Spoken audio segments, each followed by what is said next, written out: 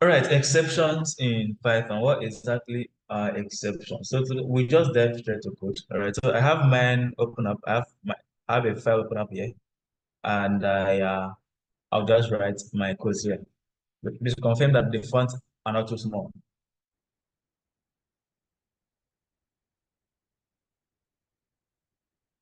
So believe that font is clear now, right? Then we'll see clearly. No, sir, please increase the font. All right. Okay, let's see. All right, so that's better, I think. So what exactly are exceptions in Python? So exceptions, right, are basically events that occur during the execution of your program. Just take it down, just note it down, right? This thing just comes. So exceptions are events that occur during the execution of your program that disrupt the normal flow of program's instructions. So those are exceptions. So they're quite different from syntax error, right? Because though people tend to complicate them or tend to mix them up. Right. So syntax error is different from exception. So right? Syntax error, on the other hand, won't even allow you to execute that code. That code won't even run. Like it won't even execute to start with. But exception, on the other hand, it means that your code is syntactically correct. But then during the execution phase, the program ends, disrupt the normal flow of exceptions. It disrupt the normal flow of instructions. And we're gonna see example of them. We're gonna see example of them. All right. So we have some that are one common example is zero division error. All right. So your code is correct, but then when you execute that code, it throws an error. Right. Not the syntax are right, but then something happened during execution and that code stopped. All right. So we're gonna look at a very simple example. Okay. So assuming we have two values, say X and Y, right? And these two values are supposed to be numerical values, or should I say integer values specifically. And we're going to carry out a simple division, right? And then let's see what happens. So I'll create X, and then this value should be actually be inserted by the user. So we have my int. So I'll just typecast this here. Okay, so you can actually do that down the line, but I'll just typecast mine there. So I'll say enter a value for X. And I'll do same. So with VS Code, we can just duplicate a line by simply doing Control C, Control V, and it will duplicate that line for you. So I'll change this to Y, and I'll just say enter the value of Y. And I'll just say result should be X divided. Remember, that is the symbol for division in Python, / divided by Y. And whatsoever that division is, we simply just want to do what we simply just want to print out that result once that division has been completed.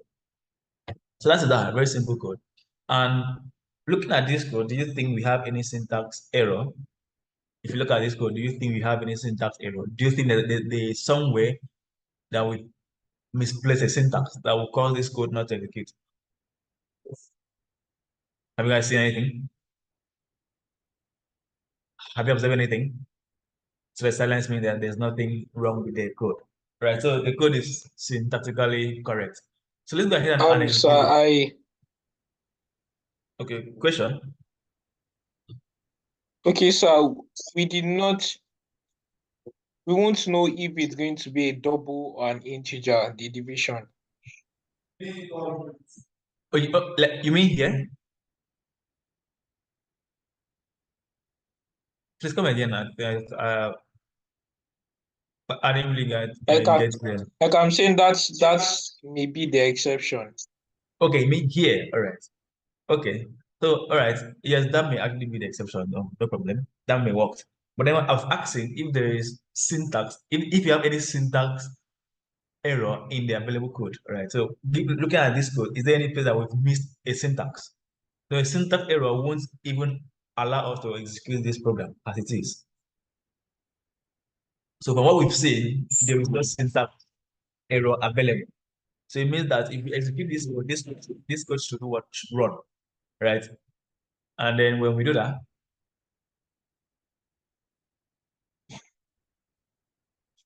it does execute correctly, right? And then we just put 10, and then we just put 2, and give us 5.0, right? So you say that the program is correct. The syntax and the syntax itself is correct. But at times, someone can still execute this same code, and during execution, this code does what? Crashes or stops the flow of execution. How would that happen? So let's assume that I run this code again, okay? And then I provide, let's say I provide 10 as a value for X, and then I provide 0 as a value for Y. And then what happens? We get an error.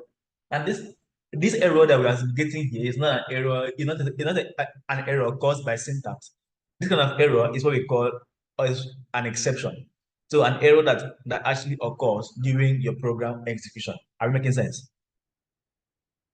Those are exceptions. Errors that occur during program execution. And for that, it does what? It alters the flow or it stops the flow of program execution. So that is what we know as exceptions in Python. So these things can happen, right? These things can happen to anyone. This program can happen to anyone because if you leave out this program as it is, you cannot actually control whatsoever the user will do what will insert at the moment. But so as such, Python now comes up and said that there are ways that we can do what that we can control this error that are likely going to occur during executions.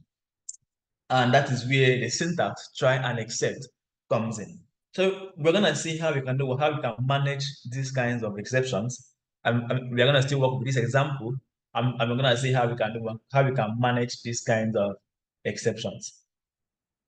All right, so to handle our exceptions, there are two main things involved, two keywords involved, the try and the except.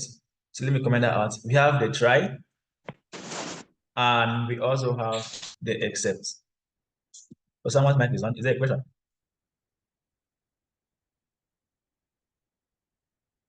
All right. So we have the try and we have the except keywords.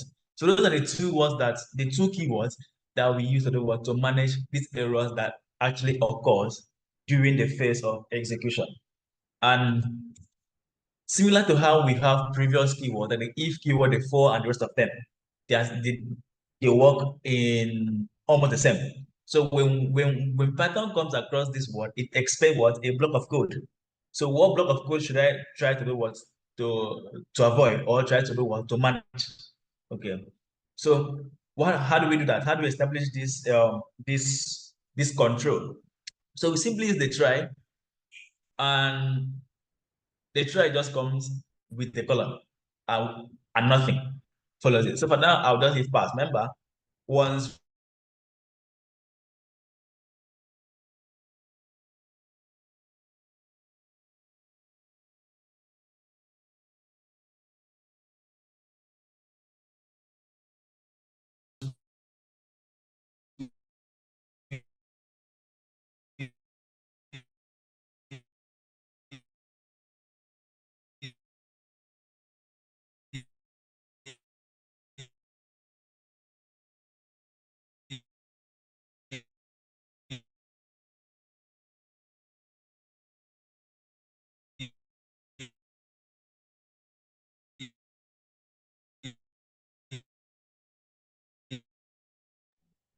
Is it just me? I can't hear. Guys, can you hear the Yeah, I tutor? can't hear anything. I can't hear. I can't see anything. It's cracking.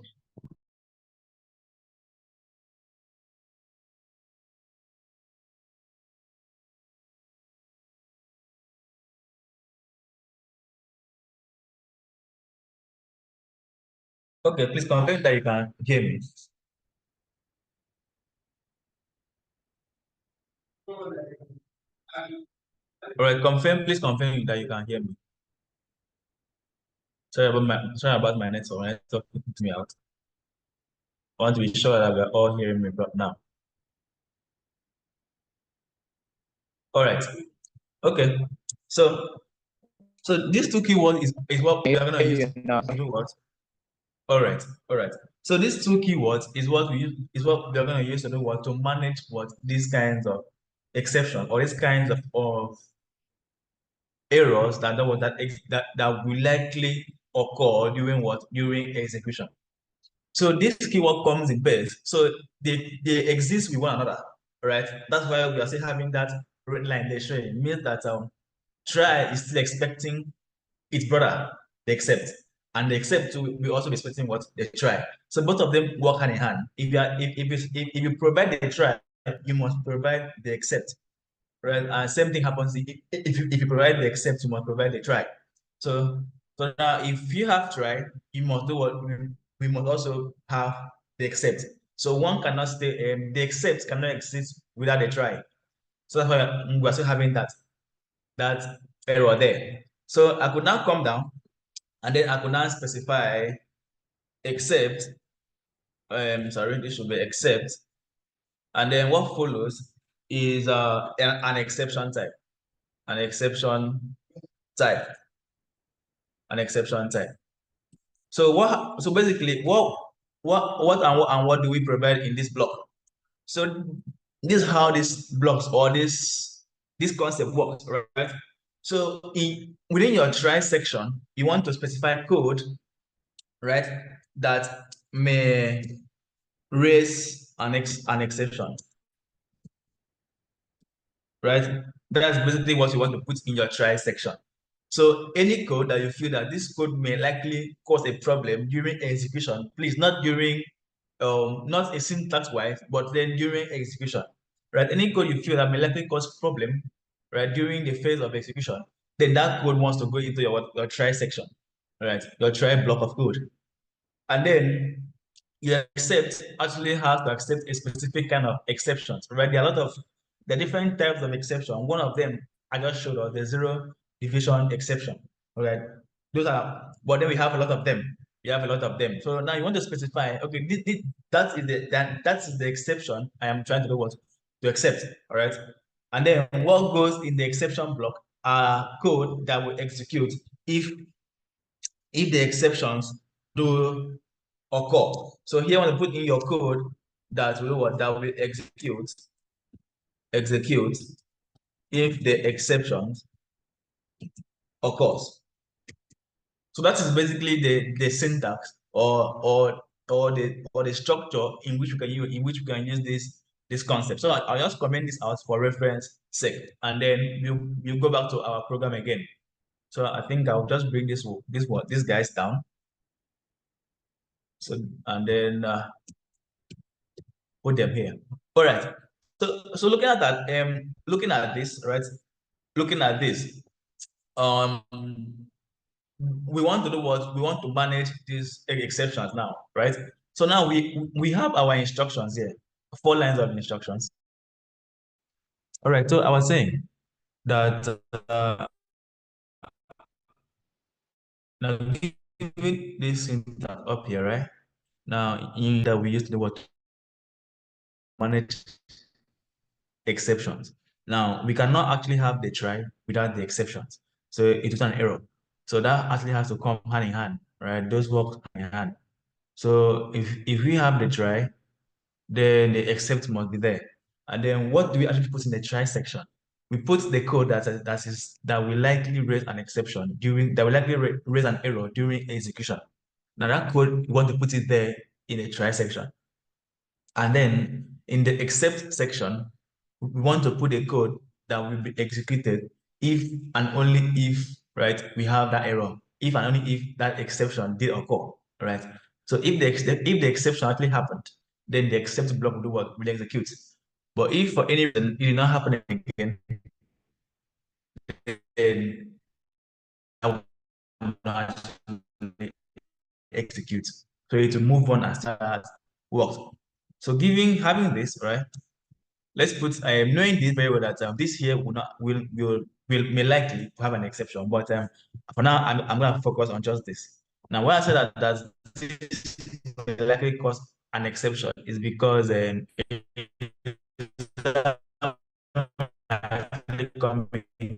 type in a string.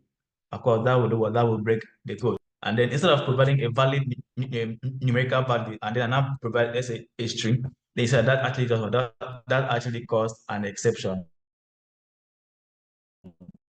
right? Value Sir, it seems your network is still very bad. exception. So, but for now, I'm not gonna focus on this on the Hello, code. sir. Hello, sir. Can Mr. you hear me Bassi. now? The network was shaking, so we are not hearing you that clearly.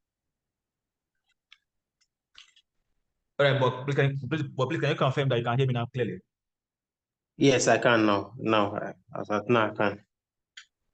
The code that will likely cause a problem during execution, you want to put it in the try section, right?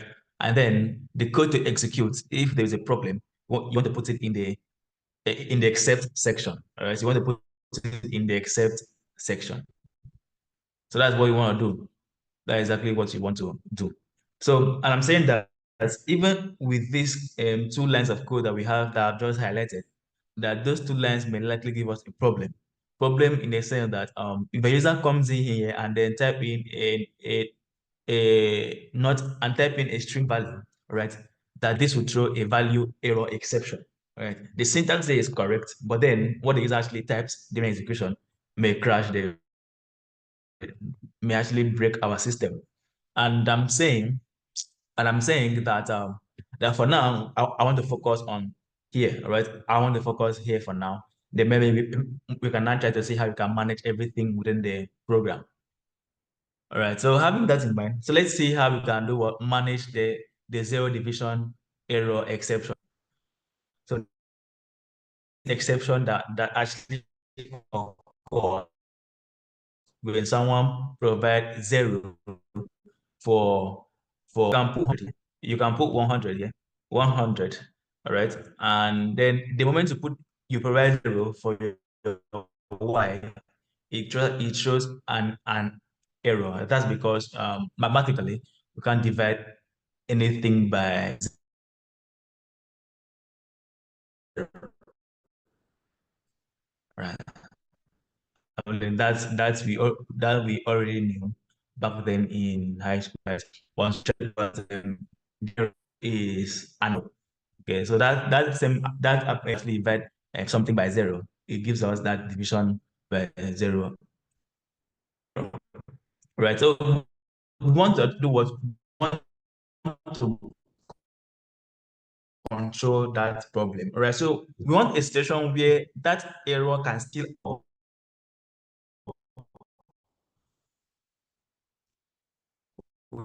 without our program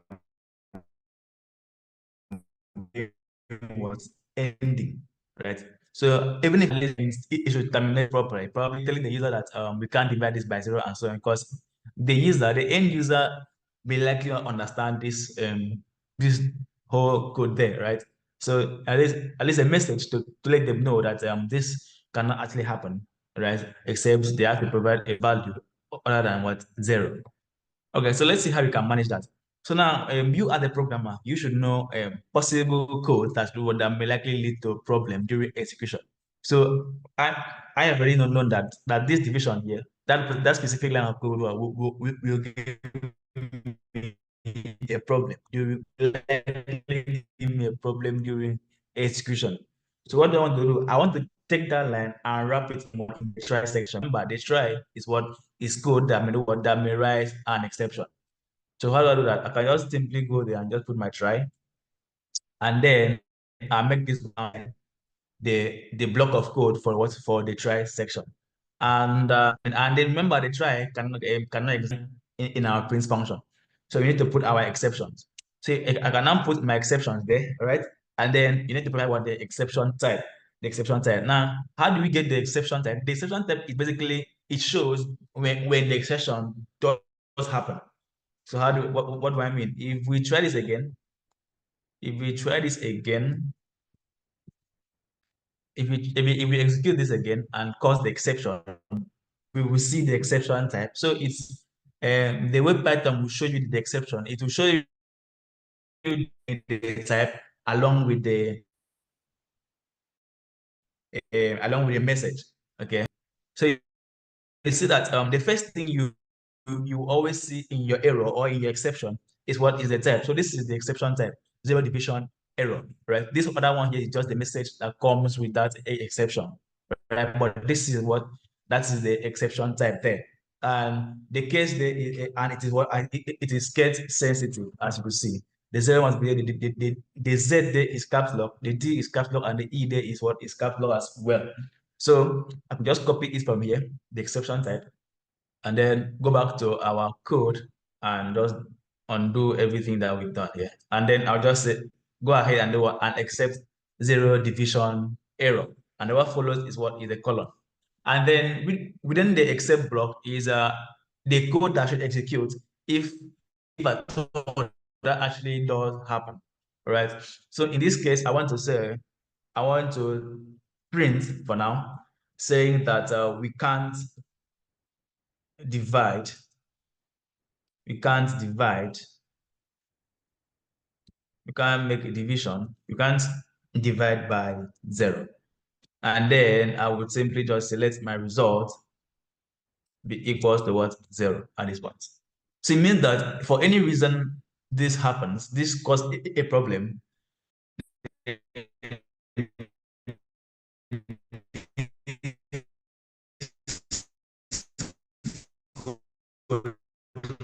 What should execute. So I'll just put the code up there.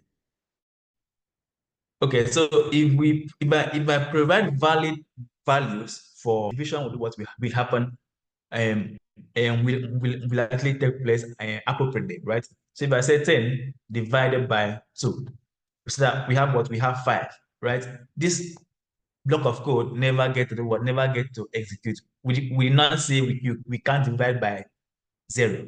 So it means that that this block of code that we thought will cause a problem never did cause a problem. But for any reason that a user eventually input a wrong value that actually have to do what cause a problem, then the exception block will automatically fire. So if I come here and put 10 and then come here and put 0, then that the exception block now executed saying that we can't divide by 0 and then return 0. Now you see that this actually makes a lot of sense because rather than seeing a lot of error messages on the screen, we can simply just tell the user straight to the point that we can't divide by 0. And for that division did not actually do what take place. Does that make sense? Did that make sense? Do we understand? Yes, sir. Right, so the silence means that we don't understand.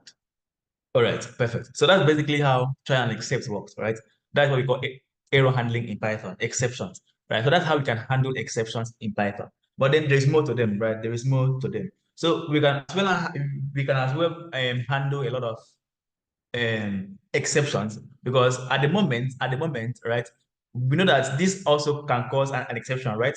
Because if we execute this code and then instead of providing a valid integer, we try to provide what a string, say hello as x. So we could see that that also caused an exception, and the type of exception here was value error exception, right? So now, but then if we now okay, knowing that this will do that this will cause a problem as well. If we now bring this into the except block, right, and execute this code, then this will do what? This will still go ahead and do one and throw the exception. Now, the reason for that is this. If we run this and then we provide hello again, so we still have the same exception. Now, why did they try not manage that exception? Why did you not capture that exception and execute the appropriate except block, right? Now, the reason for that is this. The reason for that is this. The reason for that is that this exception we have here is only expecting what a zero division error type of exception. So there was no way we were also managing or putting a block of code in place for what, for a value error type of what exception. That's the reason why that exception still happened. So another thing we should note is that we can only have one try, but we can have multiple exceptions. We can have as many exceptions as you want. Probably an exception for all kinds of all the available exceptions in Python. So I can still come down here and provide another exception. And this time around, I'm going to say except value error exception. And then within this, I can now do what? Provide the appropriate code for what? For value error exception. So I will just copy this. I will just copy this. All right, and bring it down here and paste it there. And then I would say that the values for x and y, all right, x and y should be a valid numerical value. Numerical value. All right. So that if we execute this code again, right, then that value error exception should now be what should now be captured, and then do what, show the appropriate message. All right. So if you run this again one more time, and then we provide the hello again. What happens? Then the appropriate exception was then what was now captured. So we have what, that the values of x and y should be what, a valid numerical value. So this way, the end user now knows that what, that the value of this x, right, should be what, a numerical value, right, should be a numerical value.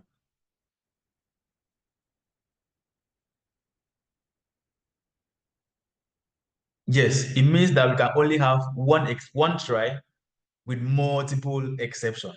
Yeah, so you can have more than one exception with just one try, but it doesn't mean that that you can only have one try in your entire program, right? You can have multiple tries, but then that try will be considered to be a separate try and accept on their own, right? Different from this.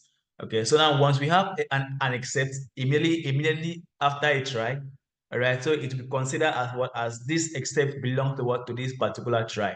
But then if I should now come down, right, and then have my own try again, another try here, then this try here now would now be seen as a different try that should do what, that should also expect its own accept blocks, right? That should also expect its own accept block. So that's how the try and accept does work. So you can have one try, multiple accepts, right? But then it doesn't really mean that your program must only have only one try block in the entire program. No, you can have multiple try, but the moment you provide a try, know that you must provide at least one except block, right? At least one except block, at least one except block. All right, so that's how we can actually have these multiple except, right? So you can as well have one except that carries a multiple exception type. What do I mean? Yeah, I could still come here and I could provide a tuple of exceptions. Remember tuple structure, right? More like a list structure, right? But then once it's been created, it cannot be what? It cannot be changed, right? So I can still bring my value error here and still provide it here. So this way, it simply means that this except, right, that this block of code is going to execute for what, for the both exception. For the both, so I can comment this one out for now. But then it means that we'll be showing the same message for a different thing, right? I can now the message here is saying that what, we can't divide by zero, which is an appropriate message for what, for division error, right? But then this same message will still display if you also have what, a value error, all right? But so this can be useful if you have one general message for multiple exceptions, then you can just list out provide those exceptions in a tuple and provide what a general block of code for all of them, and that will still work. So it means that if I should come here now and cut a value error, I should still have the message that should show for division error. So if I put hello here and execute, I still have we can't divide by 0. If I still make a 0 by division useful if you have a generic message for multiple exceptions.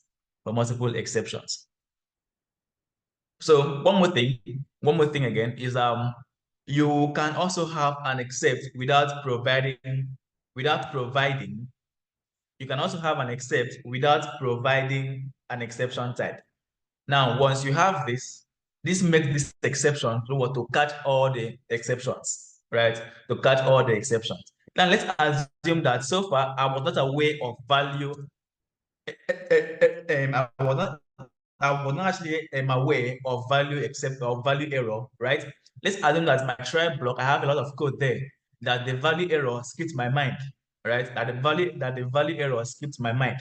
And then you know that if I should execute probably and then the user now consider value error, that exception will actually occur. That's because we not actually specify an except block for that specific exception. But if I have an except like this without specifying the type of an exception, then that I'm simply saying go ahead and catch every exception. So it means that if this man here should throw a value error, then automatically this man here will do what will execute, because this man here will do what will catches all exceptions. In a situation where you have this kind of except, where you specify an except and one that catches all, then this man should always be your last exception. Please, if you put this above, if you bring this except above this other except, if you bring this exception above, if you bring this exception right above these other exceptions, then the problem is that this particular exception here will never execute. Right, so that's the problem. The problem there is that this specific exception, the 0 by division exception, will never execute. So if I run this now, and then causes any exception, then the first except block will always execute. All right, you see that Python didn't even allow you to do what to even execute that code. So if you have an exception, right, then if you have an exception like this, right, then it should always come last, right? It should always come last. No, I think the problem with that your code now was I don't know. I was seeing the except that there was a space between the colon. There's double space between the colon. This space here. Yes. Correct. Is it a single space right, or so double? Okay, it's a single space, all right. But the problem is not a space, all right. So the space could be closer, it could be as far as it doesn't really matter, right? So the problem is that Python won't allow you to arrange your exceptions in this manner. The reason is that if Python was to execute this code, right, this exception will be the only exception that will always execute, because this exception here, right, catches all exceptions. So Python, I'm seeing that you've also done that you've also provided another exception, what for a specific kind of exceptions. So it means that if I should cause a division by a 0 division error, that this man here will never execute. Instead, this man here will always execute. That because that man there catches all exception. So Python, if you go back to see that error, it says that man should come last. Right, so it says that specific exception must be last. So that's the problem here. So this one here is what is syntax error, not an exception. So it's syntactically wrong, right, to put that man above every other exception. So they should always come last. Okay, that's if you have other specific kinds of exceptions in place, right? Then this other one should come last. But in a situation where it's just that one exception, then there is no problem with that. Right, so that's the syntax error you're saying that what that's the default except must be what? Must be last. So that's why that this man here has to come down and be the last exceptions. So now if you run the zero by division, if you have the zero division error, then the appropriate exception should do what? Should execute. But in a situation where we fail to do what? To see this man, right? To see this man, the value error, and then we try to execute this, then the last exception being an exception that catches all exceptions should do what? Should automatically execute. And that is what just happened. Do we understand? I have a question, sir. Hello, sir. All right, please. Yes, please go ahead and ask the question. So I thought Python executes line by line. So I was wondering, was it not supposed to show us the result for 0 before showing us the error message? So when we had the default exception first before the 0 division error. I don't know what I Right, missed. so I think for some reason I lost it at some point. So you said that Python was supposed to. And what I'm saying, well, my question is Please that come again, because I think I lost you at some point. okay, I was saying that I thought Python executes line by Okay. line. So when we had the default exception first before the 0 division error, I would have thought that it would give us the the result before giving us the syntax error, since it executes line by line. Maybe.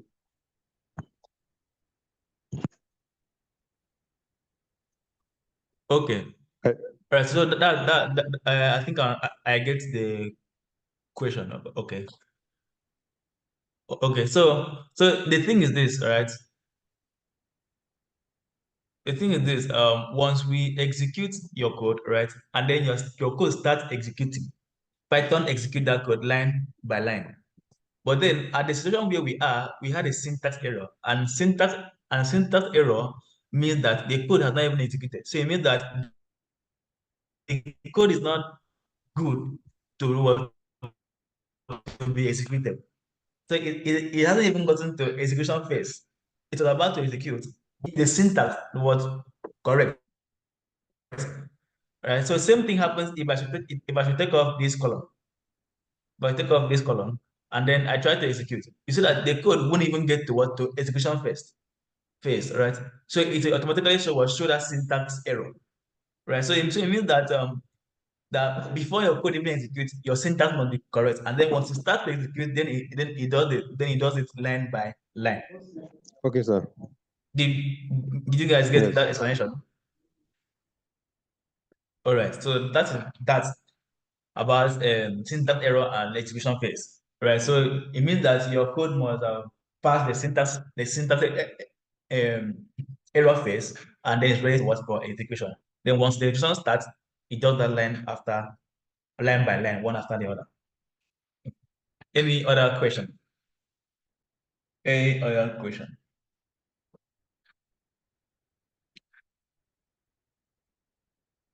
All right.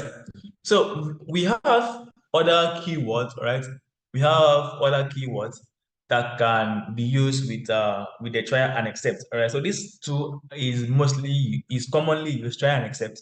All right. So but then we have other two keywords that can be attached to the try and accept block. All right. But people don't actually really use them because at times we don't have problems that require us to use them. But for knowledge sake, I will provide us with those two other keywords. And those two other keywords, we have the finally, and then we have the else. So we have the else, and then we have the finally. So we can do what? We can actually attach else to try and accept. So before the else and the finally even comes in, it means that your try and accept actually exists first, right? The try and accept has to do what has to exist first, right? Before your try and your finally comes in. So we have the else. So I'll add it there, the else, and we have the finally. All right. So I'll just copy this and then edit it again.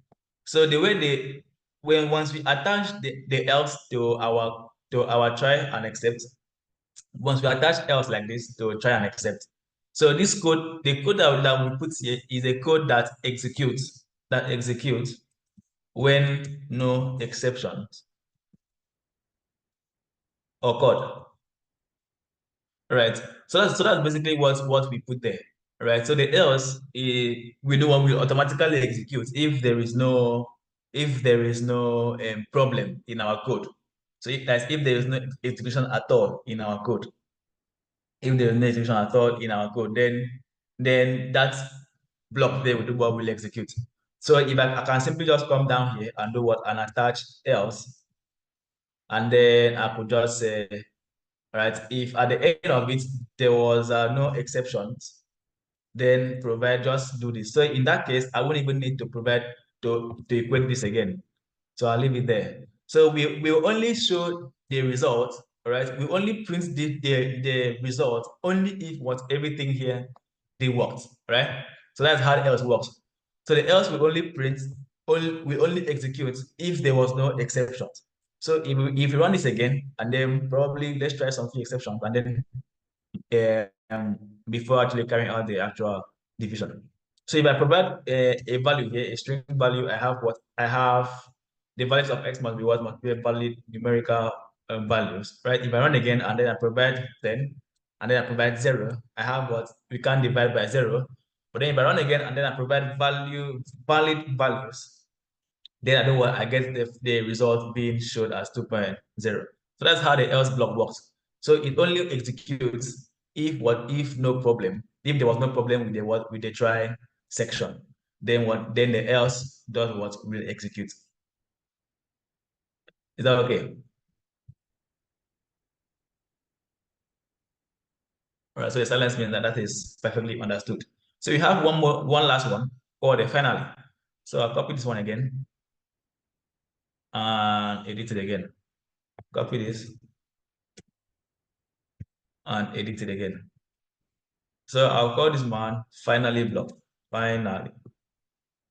So the way the finally block works, all right? And the way the finally block works is it executes its own section regardless of whether there was an exception or not.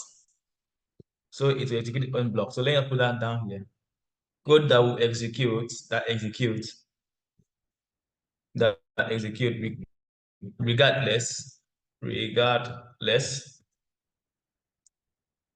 of whether an exception occurs or not. So that's how it finally works. All right. So finally, it's not really interested whether you have a problem or not. It will do what? It will just execute. So I could just come here, add finally clause, and then I would just say end of the code. End of the code. So this one will show end of the code. Whether there is a problem or there is no problem, this section here will do what will always execute. This man here will always execute, whether there is problem or not. See, if you run this again, then we could say let's provide one exception. Hello. And then we see that this exception did actually catches, and then what actually shows that appropriate message displayed, and also in the code also they would also display being what the finally section, which usually executes whether there is a problem or there is no problem. So then let's go ahead and try with valid values.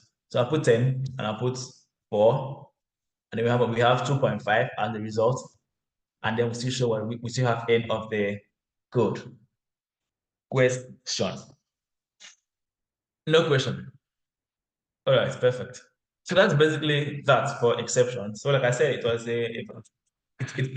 a very simple and short concept that you'll be using likely because assuming you want to fetch a specific item from the database, right?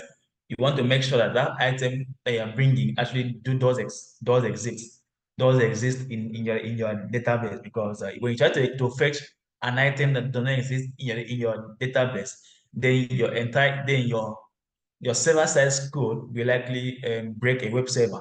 Okay. So that's where try and except comes in. So you want to try to do what to fetch that item. If it does not exist, then we can do one. We can return the appropriate message rather than doing what breaking the entire server script code. Okay, that's where this concept will be applied very often. So in the absence of question pertaining to try and accept, can we conclude this and wrap and head over to dictionary and look at it one more time? Excuse me, sir. Good evening, sir. Yeah, sorry, you said something about breaking server script code. Okay.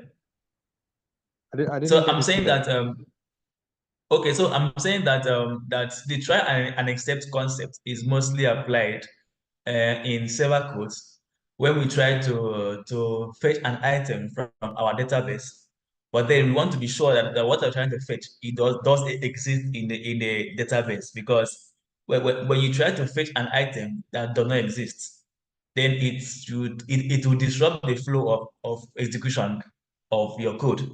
So, and we don't want that, right? We don't want that. So we don't want our server to go down for just that reason. So that's where the try and accept can be applied.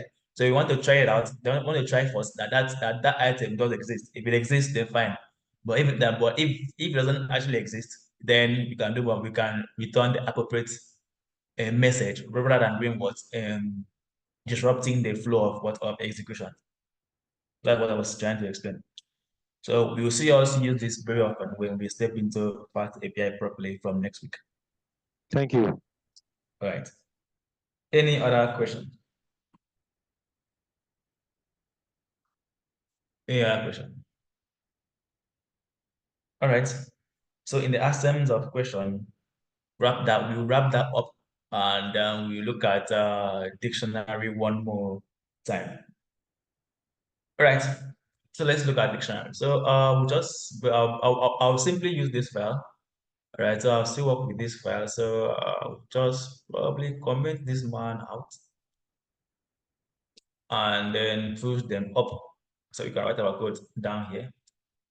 All right. Dictionary. So we said that the dictionary is what? Dictionary is basically what? A data structure in Python, and then a built-in data structure in Python. And we said that a data structure is basically how we do what? A way of organizing information for easy what? For efficient retrieval and what? And manipulation. Okay. So we looked at list, we looked at tuple. Tuple was kind of like the opposite of list, right? And dictionary actually comes and then changes the whole way of how these things, of how this and tuple did work. So dictionary now came in and now said that, oh, I am going to be unordered, right? That's the one keyword of dictionary, unordered. So it means that whatever item you're putting in my structure, you don't have to remember the order in which you inserted those items. The order in which you inserted them does not matter in dictionary. Unlike list, you need to know the way you inserted them, right? So that you can simply fetch them, right? So but dictionary comes and says, okay, you don't have to do what you don't have to remember what the order in which items are being inserted in my structure. So it's what unordered. And then, since I'm a dictionary, I have to follow, of course, the native dictionary way, meaning that my item, a single item in me, has to come in pairs. So I can't just carry one item and put there. I have to carry those items in pairs. So it's what key value pair. So what I think this what actually is confusing us though. Key value pair. The items that are key value pair. What do I mean? It means that if I have an item that I need to save in a dictionary, I need to provide a way of doing what? Of remembering that item. Okay. I think that will make sense. So it means that if I wanted to save 5 in dictionary structure, I need to provide a means of doing what of fetching that 5, right? Similar to our usual dictionary. If I want to say probably if you Google up something and then probably you want to save the definition of a noun, in dictionary, right? You need to provide a means of accessing that noun. That way you can have noun, right? And then you can have noun, and then colon, the meaning of it now comes in there. So the actual information here is not the noun here, but the meaning of the noun, I think, right? Your dictionary, right? The whole purpose of it, or the actual information, or the most valuable information, they are usually what the meaning of information, right? So the meaning there is the actual value that you want to say. This other one here is more like a way of referencing, or a way of simply getting what that information. Same logic applies what in dictionary items. So since dictionary is unordered, right? It means that I need to find, because a dictionary can't just tell you, okay, put any item like that. Then because if you know that, how do you then do what access those items? So now to solve that problem, the dictionary now says that for each value you want to save, you need to provide for something like a key or an address or a name that can do what to fetch that information. So meaning that the actual value that we are saving in dictionary is what is your right hand value, like the value itself. The key is basically just a means of doing what of fetching that value. So it can do what, so it can save the whole purpose of being on ordered. Are you making sense? Is that okay?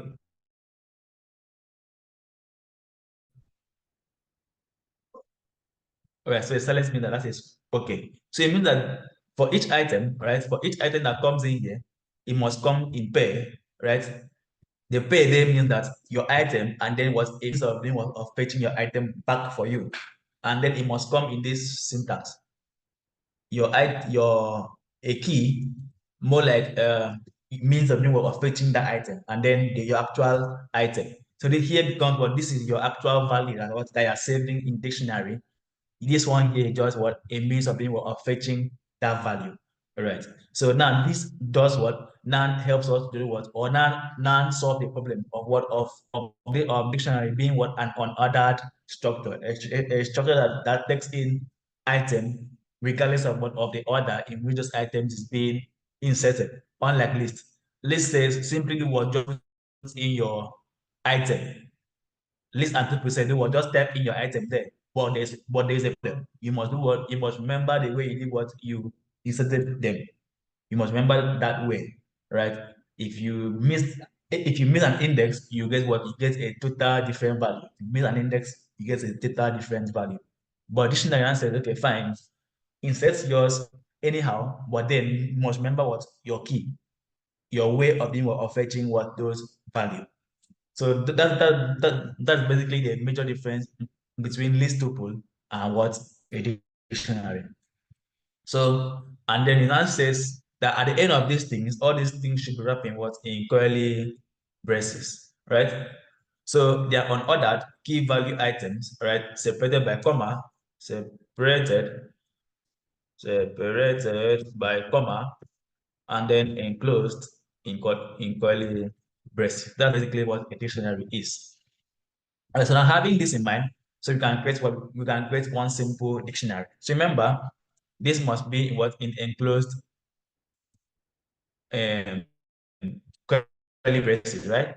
And then each value must come what as a pair. My value and the way of getting the value. So that means the way of getting the value comes first, followed by colon, and then the actual value. So that's it. I want to have a dictionary of fruits. So that means I will have this fruits, a list of fruit like that. Let's say, all right. So please confirm that you can still hear me now.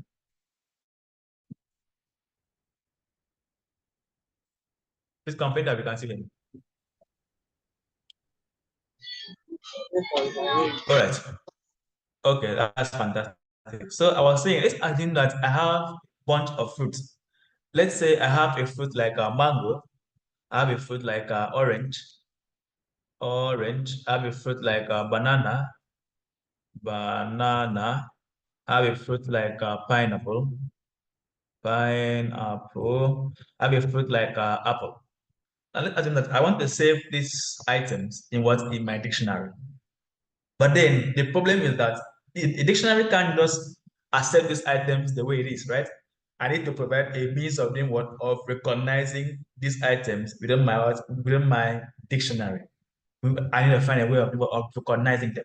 So that means that if I want to save mango in a dictionary, I need to provide a means of doing what, of knowing that this is what mango. So that's how their items look like, right? The means of getting it alongside what the item. So these are the actual items. These are the actual items. The other ones are just means of what, of recognizing, or means of fetching them from that structure. These ones here are the actual items. So as it is, or as a dictionary additional items, right? Now this should come as what key and what, and then the actual value. So it means that your means of recognizing it or your means of fetching it comes first, followed by what? A column, followed by what? The actual value. So usually or commonly, your means of recognizing these things are always strings. So I always recommend that let your means of recognizing it be a string, right? So in my case, I can have a string, and then I want to say that if I want to recognize mango, I want to recognize that what as fruit one, and then followed by what column, then followed by what, by the actual item, which in this case mango. So I've got mango from there, bring it to dictionary. Since mango is not a numerical value, so it means that it must come in quotes as well. So I put my quote and put my what mango. Oh, think that didn't work. Okay, sorry.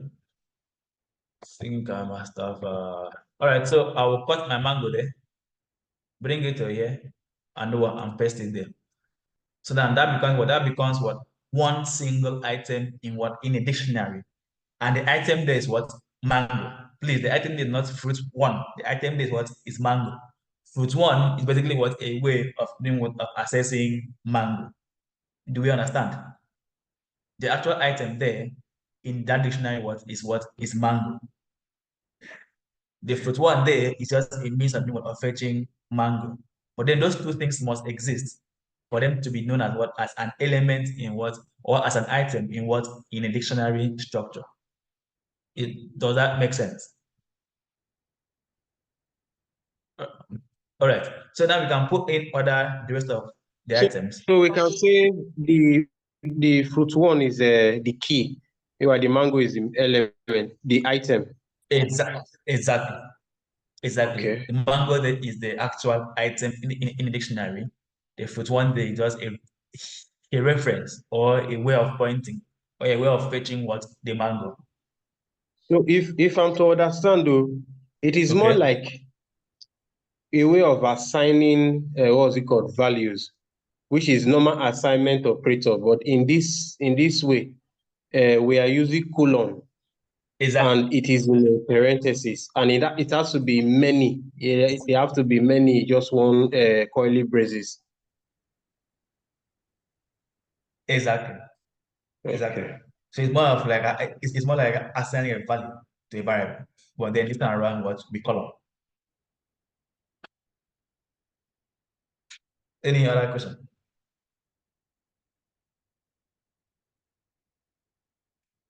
Any other question? All right, so let's continue. So let's wrap this up and put in a dictionary. So I have another key. I've got one fruit two, and then fruit two here will be my what? My orange. And orange now, and this structure now has what? Two items, mango and what? An orange. The rest are just assignments on what? Or variables that what that we can use to what to fetch these things. So I put my fruit three, and then that pineapple, same thing. Okay, no, that should not be. Well, your value can be your key as well if you want. But if that actually works for you, if that was what you want, right? But then your key cannot repeat. Remember, your key can't repeat. So your value can still be your key if you want. So I can see the pineapple as pineapple, and then the value to be pineapple. In this case, this is the key. and this is the item. So I'll leave that as it is, and I'll do for Apple. I'll do for Apple. So for Apple,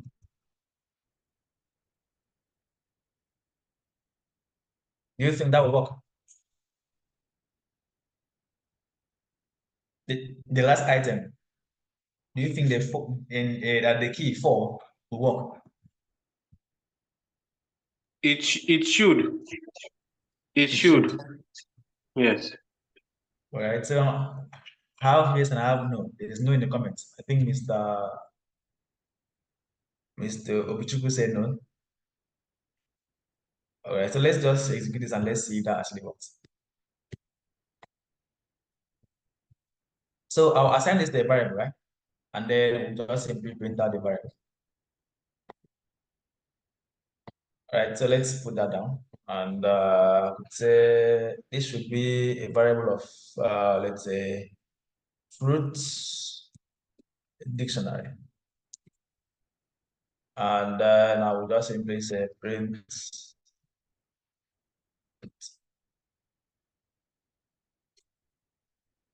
Right.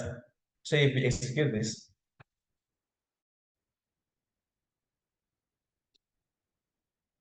and that worked. So remember, I said that that your key can be anything.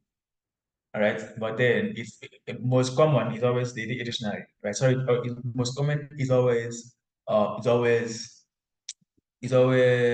a string, right? So it's always recommended that we use string, right? Because it provides it conveys more information, right, than numerical value. But that doesn't mean that if you use numerical value that will not work. That will still work, right? That will still work. All right. So can we proceed? Can we dive deeper into the dictionary?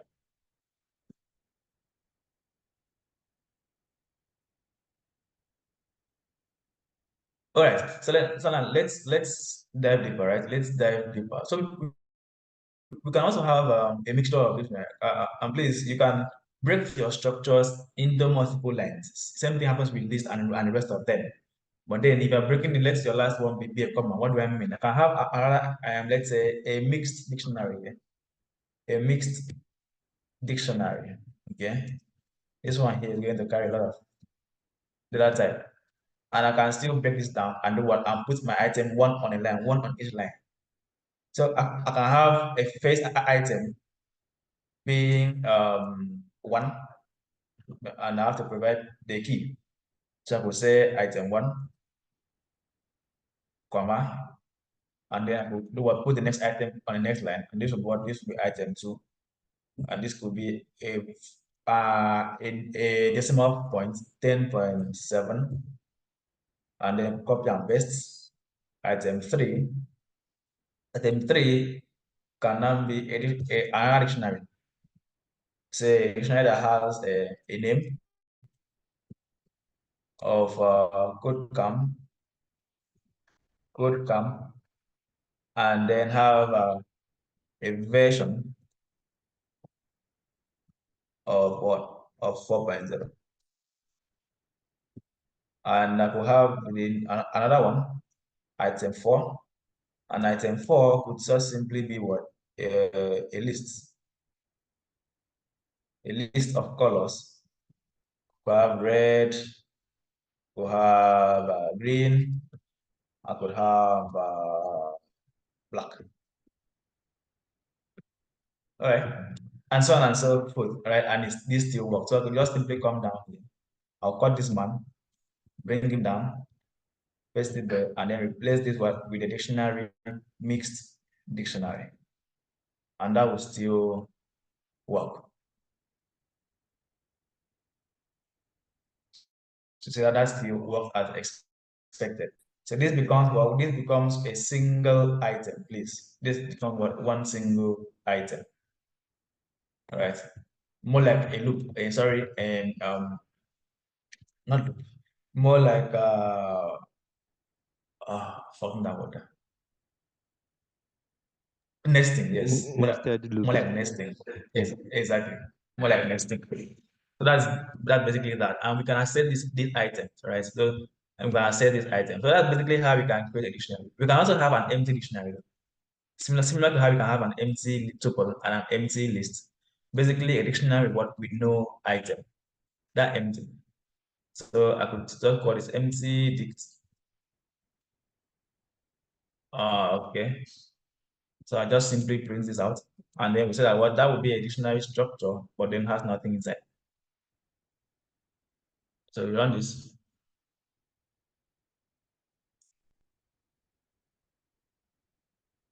And then we have an empty structure right there. Right there. Okay. So let's look at how we can do, how we can access this item. So now that we have an item in dictionary, how do we access them? So accessing dictionary items. All right, so similar to list, right? But then you know that in list and tuple, we make use of their indexes. So that was the down part of list and tuple. We need to remember where each item is and know their index. So dictionary now coming in and now saying that, oh, I want to be an unordered structure, but then you must always provide your value what we keep. So as such, we cannot use an index because the operation does not matter to dictionary. But then the key does matter, right? So that's where the key comes in. So we need to know the key for the value we want. So let's say that we wanted the value mango, then we need to know what reference it with the key. So that's the whole purpose of that key. That key there is to fetch the actual value, right? So similar to list again, so you need to reference what the dictionary name, and then in in square brackets, the key itself, right? Now, if this was list, then this would have been what the index of that item. Okay. So now where you have index in list and tuple, we now use key for dictionary, right? So in the case where I want mango, then I just simply do what? Reference the dictionary name, followed by square brackets, and then what the key name. So the key here is what is fruit one. I'm simply put fruit one there, and I could just print this out. Okay, I could just print it. I could assign this to a variable and print the variable out, or I could just print this thing out, right? And that will work. So I'll go ahead and I'll get the actual value that we saved in there, being what? Being mango. Is that okay? So I'll clean this one out. So if I want to access Apple, then the key is what is 4, but what a numerical 4, not a string of 4. So that means I'll simply have to write 4 here, right? 4 there does not mean that that's the index of that. It means that that's the key of that particular value. So if I run this again, then this should now give me what? Apple, as expected. Do we understand?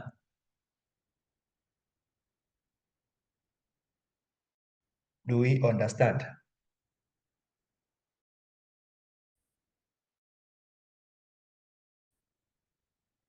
Right.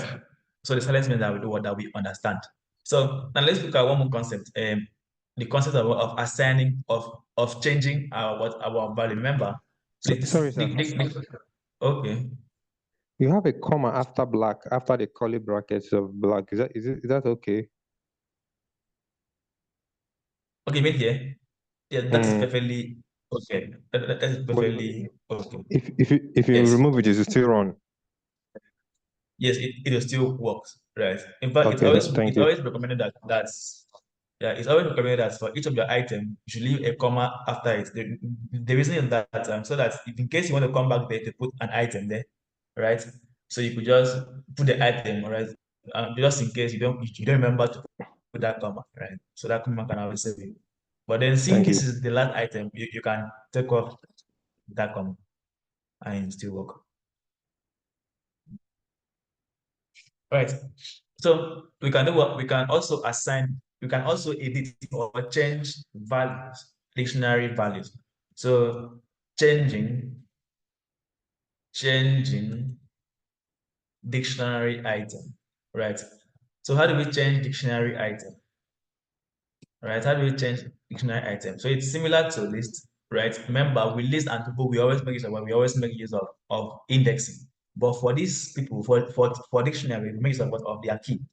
So it's almost as if you are accessing the item, but then this time around you access the item and do what? And you assign a new value, right? You access the item and then you assign a new value.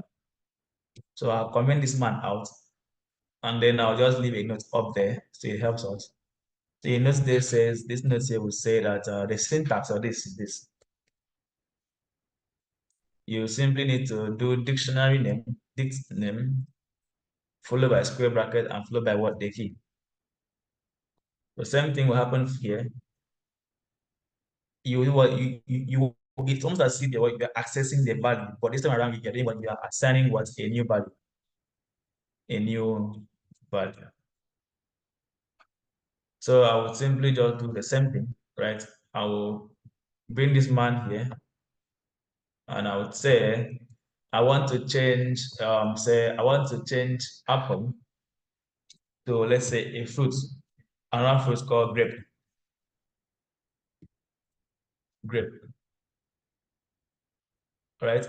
And then with that, I have now done what I have now been able to access the item apple and do what and assign a new value to what to apple. So now if I want to if we now do what um if we now print out our dictionary now, our fruit dictionary, then we should now have that the apple should be updated. The apple should be updated. So you now have apple. So the value for the key 4 has changed from apple to what? To grape. That's how you do what you assign or you change a dictionary value or item. Question. What if No we question. replace grape with a numerical value, let's say 25? Will the That code run? still work. Yes, remember that dictionary and these structures, they accept all data types. Right, so if I run this, then what? The item, the value for the key 4 is now what? 25.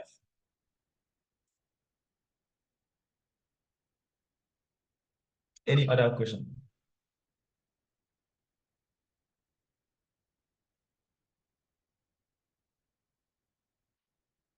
All right. So let's look at and doing what? Adding items. One more concept. Adding items to dictionary. So this is now adding items. So this should be adding items to a dictionary. All right, to a dictionary. Okay. So how do we add items to dictionary? Now remember that a dictionary item, right, comes in pairs. The key and what the value. We can't just add the value without a way of updating that value. We need to provide the key. So the thing is this, that the syntax for changing dictionary items is the same syntax for adding dictionary item in one. Right? So the syntax for adding it is a syntax for changing it. But then how does Python knows when to add and when to change? Right? How does it know when to add and when to change? So the thing, or the trick is that when we try to do what, when you try to change an item like we did here, right? When we try to change an item like we did there, but then we do what? We provide a key that does not exist in that dictionary structure. Python will automatically add it as a new item. Do we get that? Should I say that again? Yes. Should I say that again? So, okay, so what I'm saying is that, right, Now, the syntax for changing a dictionary item is the same syntax for adding an item, for adding item to a dictionary. But then, how does Python know when to add and when to do what and when to change? So this is what it does. Now, when we try to do what, when we try to change a value like this, right, like we've done here, right, and then we specify a key that does not exist in our dictionary, Python will automatically assume that you're trying to what, that you're trying to add a new item because that key does not exist. But then if we provide a key that exists in the dictionary, then Python now knows that you want to do what? You want to change that existing value to what, to the new value. But then when we specify a key that does not exist, then Python will do what, will automatically add it as what, a new item to your dictionary. Is that okay?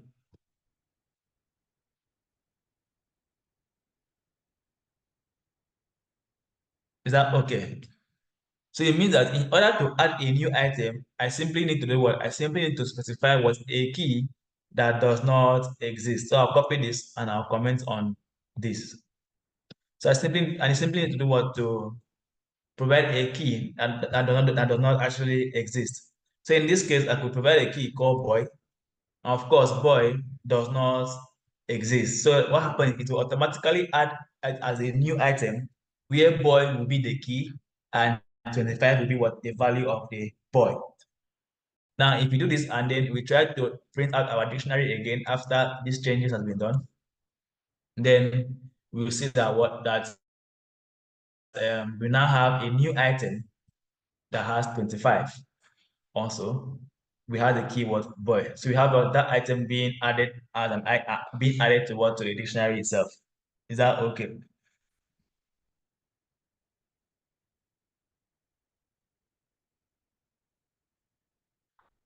Do you understand? Do we understand?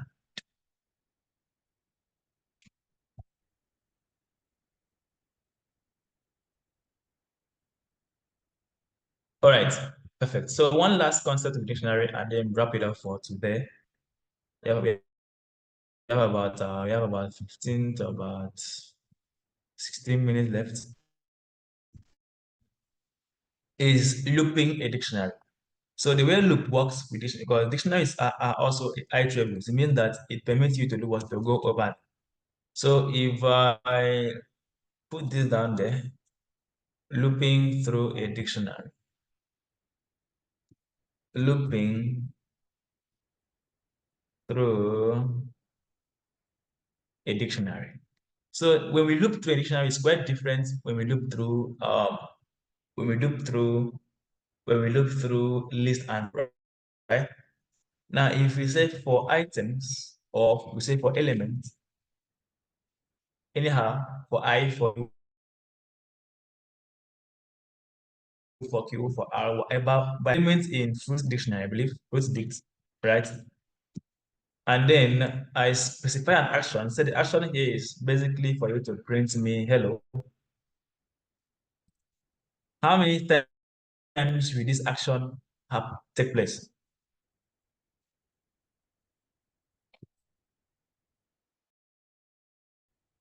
How many times will the action hello happen?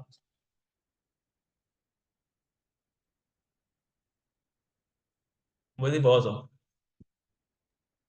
Once. How many times will the action hello happen? Remember, for loop is a loop that executes an action. A number of items we have what in a specific structure. That is how for loop works. So it will execute an action based on a number of items we have in a specific structure. So I'm now telling for loop, please go ahead and do what and execute this action based on the number of items we have in the fruit dictionary. And I'm asking us how many times that action occur if we execute that. 5 times. Exactly. So that action will occur 5 times. That's because we have 5 valid values in our fruit dictionary. We have one value, we have the second, we have the third, we have the food, we have the fee. So if I run that, then I should have hello 5 times. So we have hello, hello, hello, hello for what? For 5 times. This is a 1, 2, 6 3, times. 4, and 5. 6 times. Yes. Yeah, we We are made a having change. 6 times. You know why? Yeah, that's because we added a new item to the dictionary. So making it what 6 times. That is fantastic. So that happened 6 times. So if I comment that out, then that should now happen for 5 times. So you have 5 times there, right there. All right. So that concept still works with list and what and tuple. But then the difference is that remember, for a list and tuple, for each time it executes an action,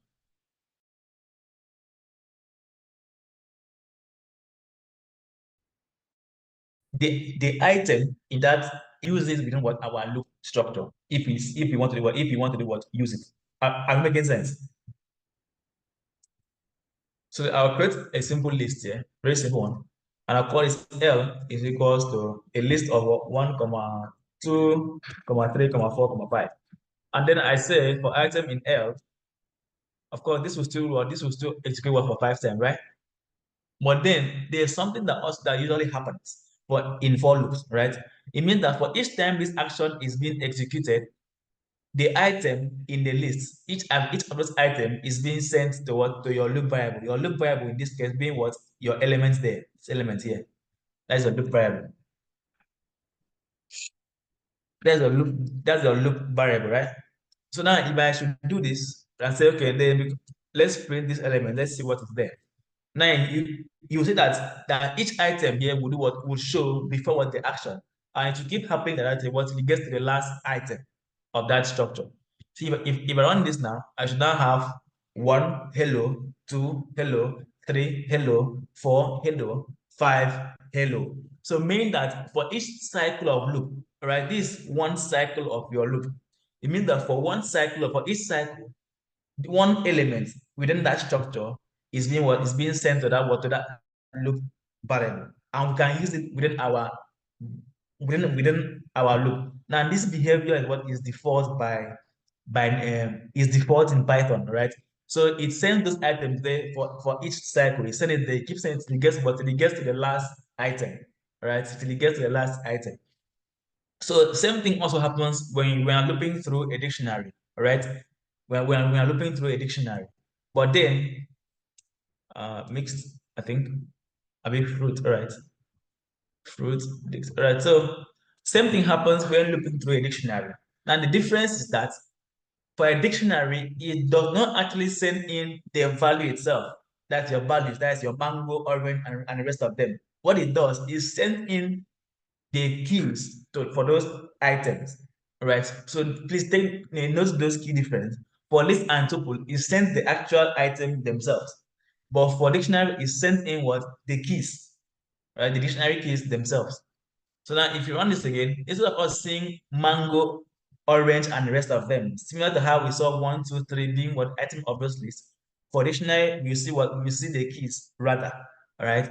So we should now have fruit 1, hello, fruit 2, hello, fruit 3, hello, pineapple, hello, 4, hello. Do we understand?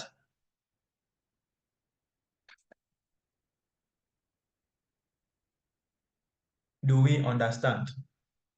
Yes, sir, perfectly. But I have a question. Okay.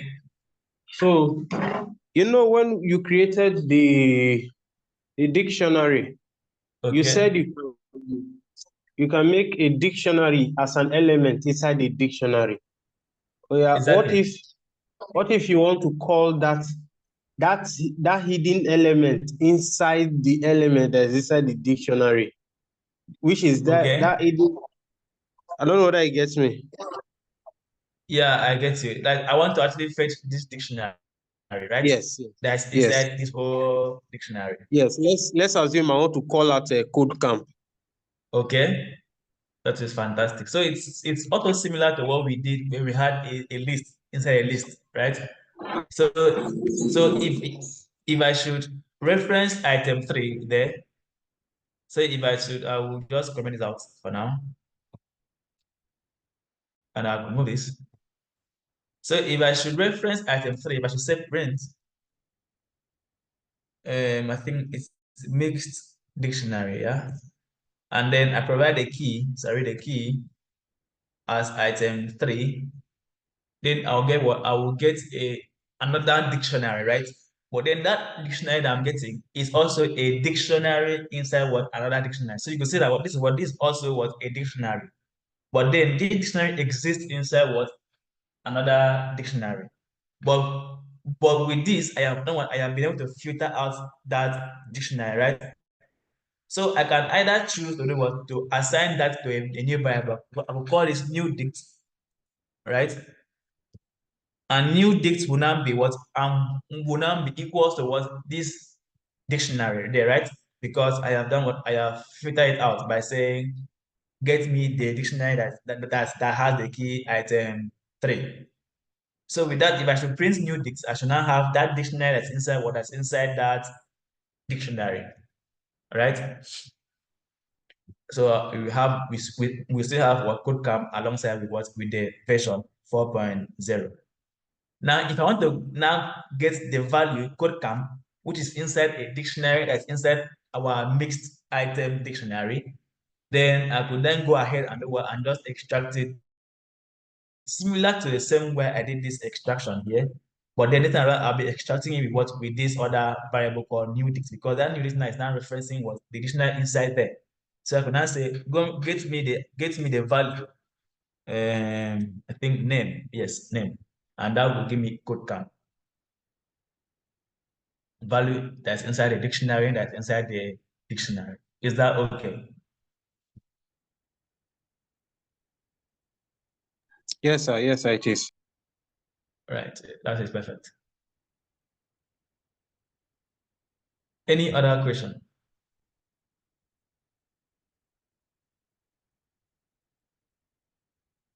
Any other question?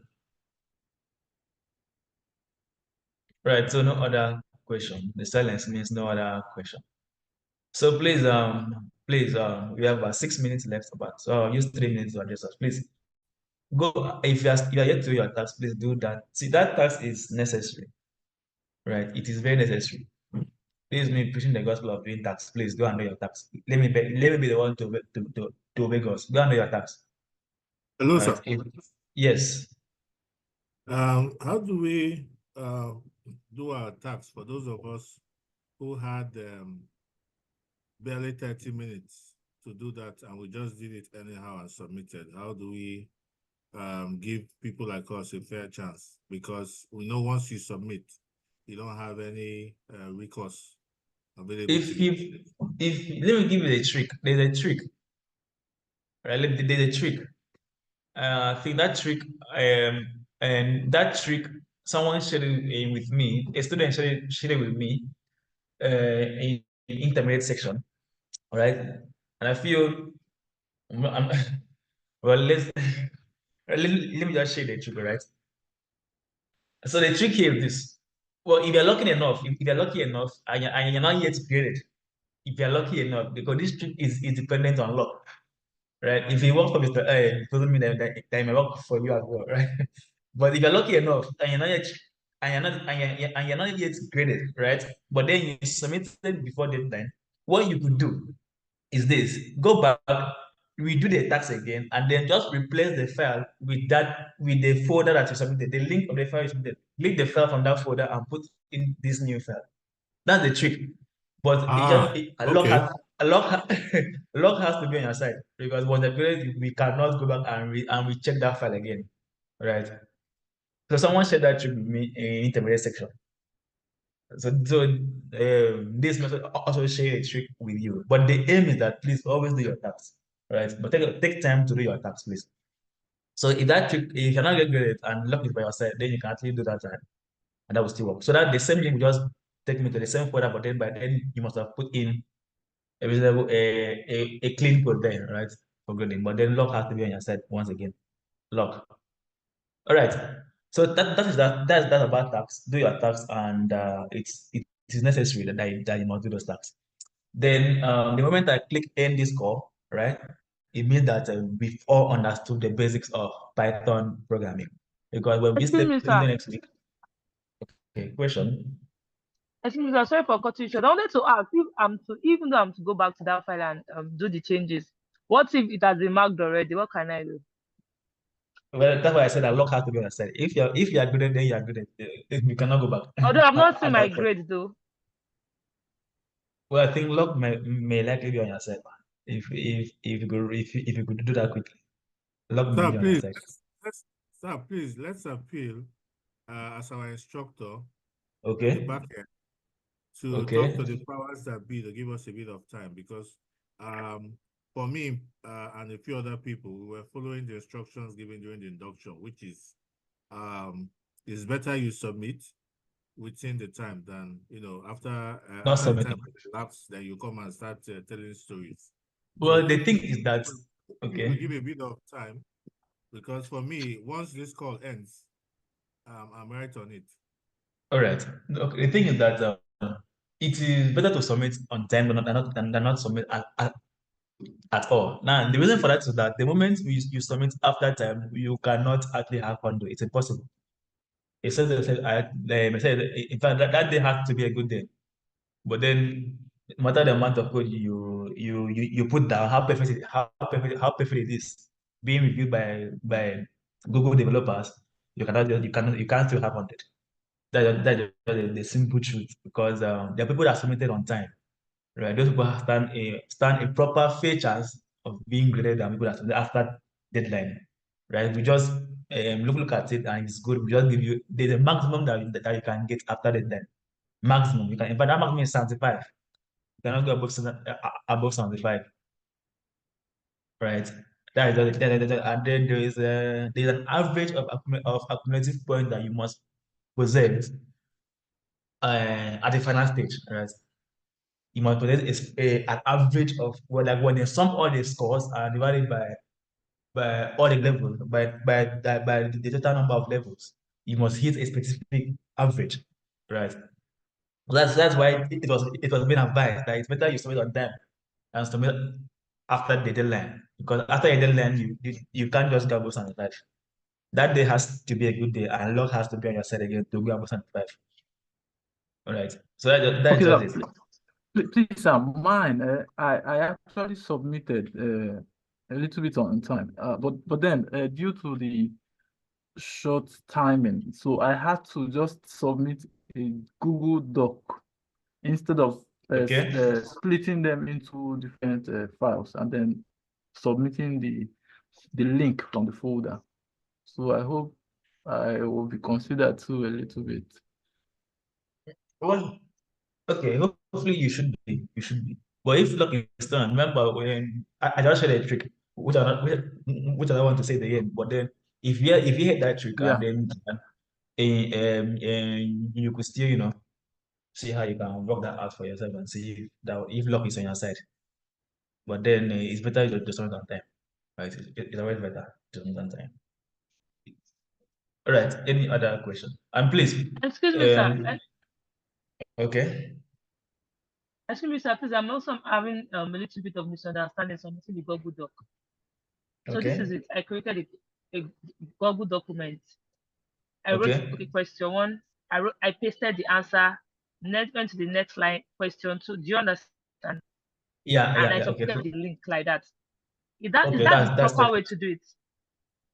Well, that's not really the proper way, but that I can consider you with a good church mind and consider that. But then what you should do is, I think you get a having problem with that. Let me just quickly show. Okay, we're running out of time. Let me show us what I mean. What you could do is this. All right, you head over to your drive. I want to assume I have everything. I want to assume I don't have any sensitive information here. But then you head over to your drive. Okay, let's say this is your drive. And what you want to do is you want to create a folder within that drive, and then you then submit that folder link, and then be creating your this within that. So what do I mean? This is your drive. So what you want to do is you want to probably you could create a new folder. let's say you have sorry that let's assume that you have a file. You could create a new file. Let's assume you have a new file. Let's say a new documents file, assuming. And then what you want to do is you want to save this file into a specific folder. So while this is coming up, we want to create this file. So where it says, okay, I think I can actually end the recording for now. But the class is done. Or I could let it be there for people that will come back and reference. So what you want to do is let's assume that you've typed in your code there, right? And probably and then what you want to do is you want to probably um save this to looking for the save. I think it's taking time to load. We save. All right, so let's see. It should be save. We save as Control Shift S as Control Shift S.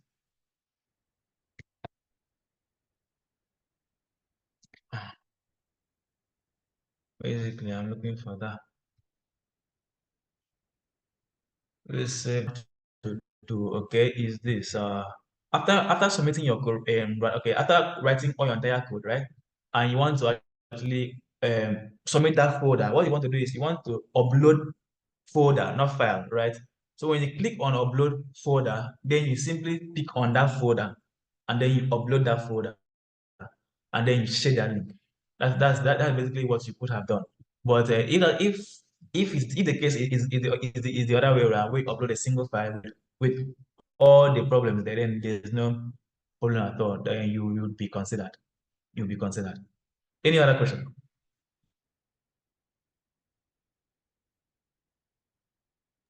Hello, sir. Any other question?